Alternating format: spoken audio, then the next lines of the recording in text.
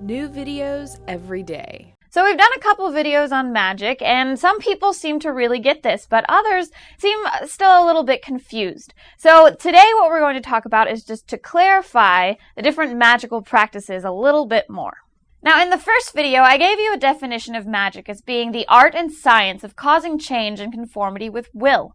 In the second video, I talked about the 5 different elements of magic, being intention, ritual, carrier, agent, and the effect, or the result.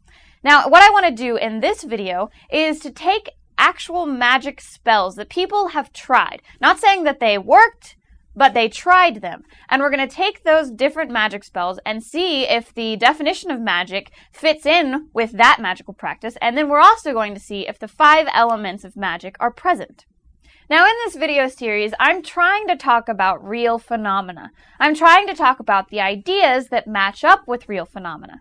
So let's just take the information in those first 2 videos and put it to the acid test. Do they match up with actual magical practices or not? So let's take a look at the rain dance of Native Americans. Now, are they trying to cause change? Well, yes, they are trying to cause change. They're trying to make it rain. It's not raining, and they want it to rain. Now, does this change match up with accordance to their will? Yes, of course it does. They want it to rain. That's why they're doing the dance in the first place. So this rain dance matches our definition of magic. Now, let's see if the 5 elements are there.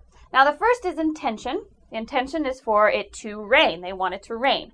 The second is the ritual, which would be their dancing around, their chanting and singing, their costumes. This would all be part of the ritual. Now, the third is the carrier, and this would be the prayer that they send up to the rain serpent, their god or their spirit. Now, the agent is obviously there. That is the rain serpent, the person that they are praying to in order for it to rain. Now, whether or not it actually rained, whether it worked, whether the rain dance succeeded or not, that would be the result or the effect. Now, all of the elements of the 5 of the elements of magic are there, and it matches the definition of magic. Now let's take a look at another example, the pagan love spell. So we have Sally the witch, and she is in love with that guy Jeffrey over there. He's really hot. She really loves him, but he doesn't really know she exists at all. But she somehow secretly takes a lock of Jeffrey's hair, takes it and puts it inside of a doll in order to represent Jeffrey. Then she takes a little bit of her own hair, puts it inside a girl doll in order to represent herself. Then she takes these 2 dolls, puts them together, and wraps a little lacy ribbon around it, says an incantation, and casts a spell. Now, does this magical practice meet our definition of magic? Now, first of all, is she trying to bring about change? Yes, she doesn't have Jeffrey. She wants Jeffrey. She's trying to change Jeffrey's mind, make him fall in love with her. Now, is this matching up with her will? Yes, it is. Otherwise, she wouldn't be doing the spell in the first place. Now, are all 5 elements of magic present? First is the intention. The intention is to make Jeffrey fall in love with her. That's what she wants. So that's there. The ritual is bringing the 2 dolls together, wrapping the lace around it, saying the magical words. This is the ritual. The third is the carrier, which is symbol magic. She's using symbols in order to represent what she wants to have happen in the real universe. The fourth is the agent, and she herself is the actual agent. She's using her own power to make something happen. Now, the last one is the effect or the result. Whether Jeffrey falls in love with her or not is what actually will happen. That doesn't matter. The 5 elements are there, and it matches our definition of magic. So let's take a look at another example, voodoo dolls. Now, we have Miss Chloe, the voodoo priestess, and she is pissed off at hot Jeffrey. Well, I think it's because he's starting to fall in love with Sally the witch a little bit, but she, nevertheless, is pissed off at hot Jeffrey. So what she does is she gets a little bit of hair from Jeffrey as well, and she makes a little doll that looks just like him. And what she does is she takes this little doll and she starts stabbing pins into Jeffrey's body, all over the little doll, just stabbing and stabbing. Now, does this meet our definition of magic? Well, is she trying to bring about change? Yes, she is. She's trying to cause Jeffrey pain. He's not in pain, and she wants him to be in pain. Therefore, it matches in accordance with her will. She wants to cause Jeffrey pain. That's why she's doing this voodoo doll. So, are the 5 elements of magic there? Well, first is the intention. in order to cause Jeffrey pain. The second is the ritual, making the doll, sticking the pins in, making painful pinholes inside of this voodoo doll. The third is the carrier, which is also symbol magic, making a symbol of Jeffrey in order to make what she wants to have happen. And the fourth is the agent. She herself is the agent. She's not calling on a higher power. And the last is the result, whether or not she causes Jeffrey pain. Maybe he breaks his leg. Maybe he has liver disease. Whether or not it works or not, the 5 elements are there, and it matches our definition of magic. Now, for another example, let's say Jeffrey starts to have a little pain in his liver or stomach area right after he ate lunch. So he decides the next day at school he wants to say a purification spell in order to ensure that the food that he's eating isn't going to be poisoned or anything like that. So what he does is he sits down at the table, he puts his hands together, bows his head, and he says, "Dear God, please bless this food." Now, does this match our definition of magic? Well, is he trying to bring about change? Yes, he is. He's trying to change the fact that it might be poisoned into a purification kind of food. So, the second one is it in accordance with his will? Of course it is. He doesn't want to be poisoned. Now, are the 5 elements of magic there? The first one, the intention to purify his food. The second, the ritual, putting his hands together, bowing his head, asking his God to purify his food. The third is the carrier, which is the prayer itself. The fourth is the agent, which is whoever he's praying to, the higher power that he is asking to purify his food. And the last is the result or the effect, whether or not it's going to kill him. Now, I bet some of you didn't know that this actually, the asking of another higher power to bless your food actually goes back to those ancient purification spells. If you take any magical practice that's ever existed, it should match our definition of magic, and all 5 elements should be present. Now, in order to demonstrate this just a little bit more, let's take something fictional. So we've got Luke Skywalker, and he is trying to smuggle these 2 droids, and the problem with that is that there's all these stormtroopers just waiting to find these 2 droids that he has with him. So what happens is Obi-Wan says, "These are not the droids you are looking for." And the guy says, "These are not the droids we are looking for, you may pass." So, does this match with our definition of magic? Well, is he trying to bring about change? Yes, he is. He's trying to fool them into thinking that these droids aren't the ones that they're looking for, which otherwise would have happened.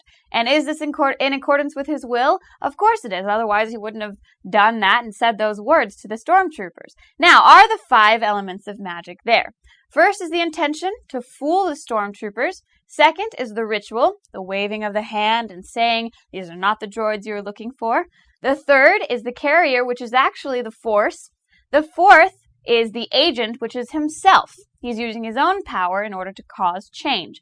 And the effect, or the result, is the famous bar scene. So not only will our definition of magic match or meet up with any magical practice that's actually been tried and practiced, it will also match up with any fictitious magical practice that anyone could imagine. And all of the 5 elements of magic will be there as well. So now let's take a look at a more practical example. So I'm walking along and I look over and I see a vending machine and it's got a Snickers bar in it. And I love Snickers bar. I am a sucker for that chocolate and caramel. And I know I shouldn't have it, but I do want it. So I take out my money, put it in the little slot, press the right buttons, and the Snickers bar falls down. And it's mine and I can have it. Now, does this meet our definition of magic?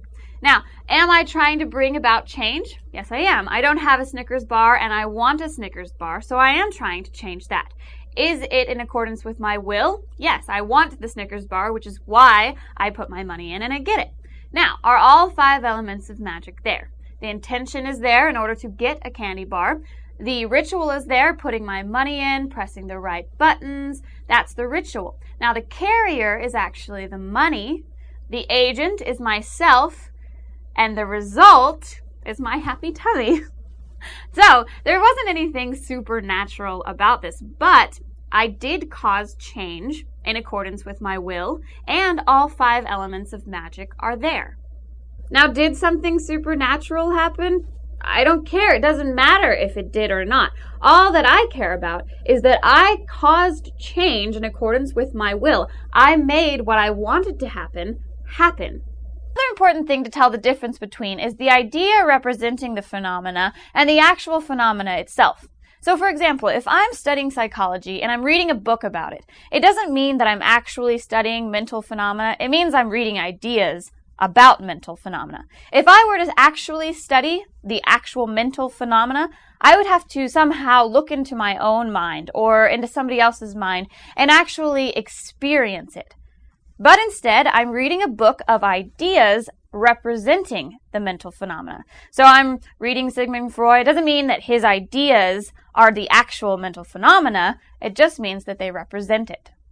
So another very important thing to keep in mind is that sometimes people make shit up.